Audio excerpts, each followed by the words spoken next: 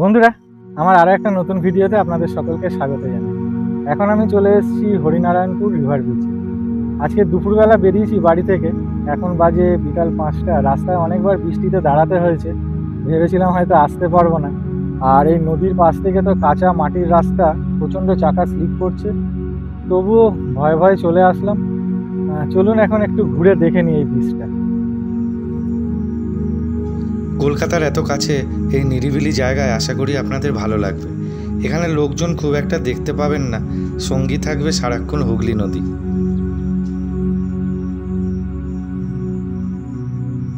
কিছুক্ষণ আগে বৃষ্টি হয়েছে, তাই চারিদিক আরো সবুজ হয়ে উঠেছে।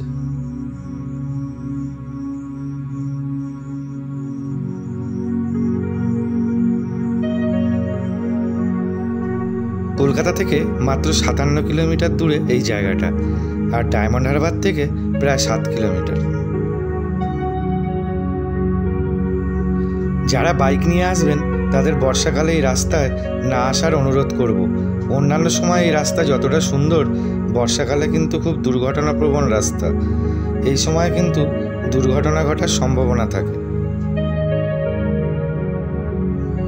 অনেকক্ষণ আসার পর এখানে আমার কয়েকজন ছোট বন্ধুকে দেখতে পেলাম।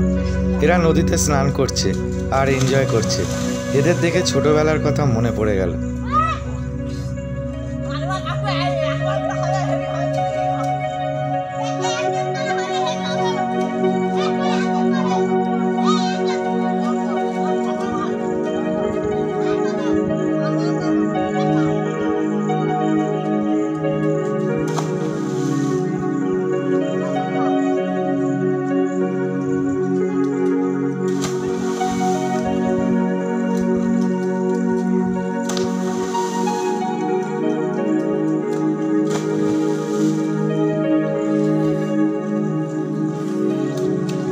ওদের ডাকতেই একজন আমার কাছে চলে আসলো। আমার ব্যাগে কিছু আশফল ছিল, ওদের ডেকে দিলাম। খুব খুশি হয়েছে ওরা। এছাড়া আমার কাছে আর ওদের দেওয়ার মতন কিছুই ছিল না। ওদের সঙ্গে এখানে কিছুক্ষণ সময় কাটালাম। তো সবাই মিলে ভাগ করে খা।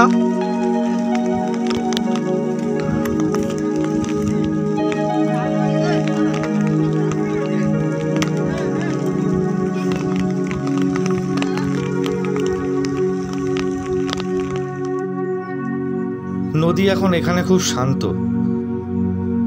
ওপরে মেঘলা আকাশ।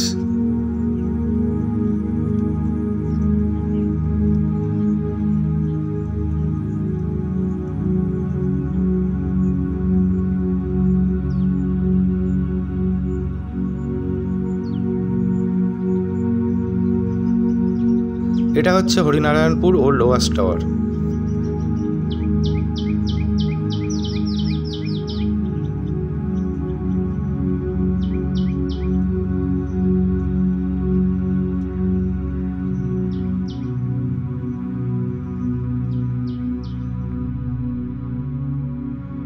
ওল্ড ওয়াচ টাওয়ারের কাছে কিছুক্ষণ সময় কাটিয়ে এবারে চললাম আরও সামনের দিকে। আপনারা এই রাস্তাটা এনজয় করুন।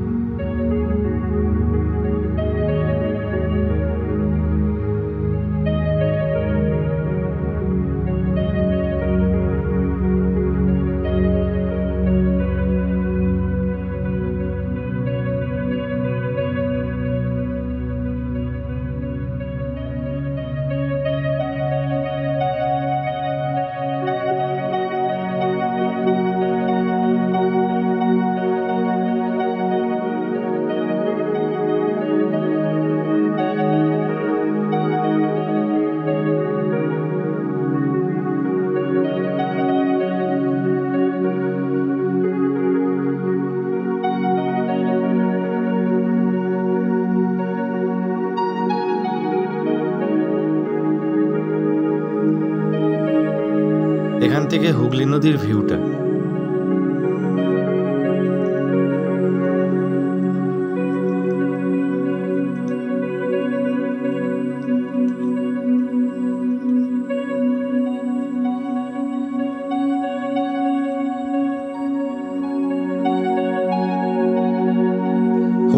নবদ্বীপপুর রিভার সাইড থেকে এবারে চলে আসলাম সুন্দর আর একটা জায়গায়। এখানে আপনারা কিছুক্ষণ সময় কাটাতে পারেন। এটা বেশ শান্ত নিরিবিলি, এটা একটা পিকনিক স্পটও। এই পিকনিক স্পটের নাম নবদ্বীপ পিকনিক স্পট।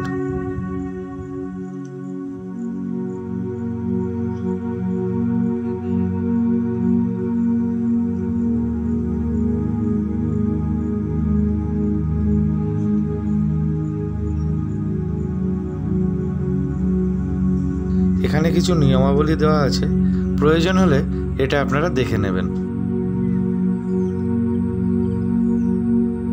বন্ধুরা, ভিডিওটা আজ আমি এখানেই শেষ করলাম। আপনারা সবাই ভালো থাকবেন, সুস্থ থাকবেন।